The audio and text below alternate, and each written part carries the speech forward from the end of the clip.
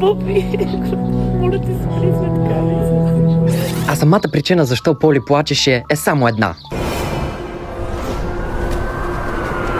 И да, това е новият филм на Спайдърмен "Нов ден". Днес ви взимам с нас в Мол Пловдив, в Cinema City, за да гледаме най-очаквания филм за годината. Особено за феновете на Марвел. Но преди да влезнем да гледаме самия филм, се почерпихме с тези уникални сладки корабийки и си дадохме на здраве. За един много чакан филм.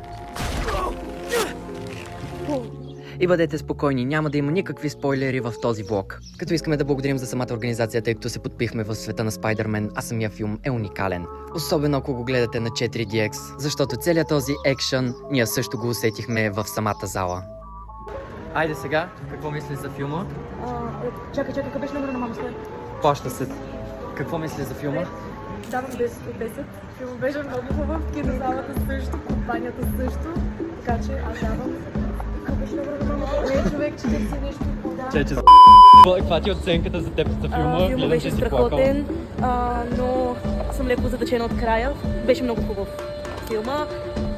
Аз реално не мога да кажа нищо, нали? Ами без спойлери. Добре, кога ще качи това? Ами утре. Да, добре, значи няма нищо да казвам. Попче, тръпвате ли се? Аз съм надолу. Аз съм навънка.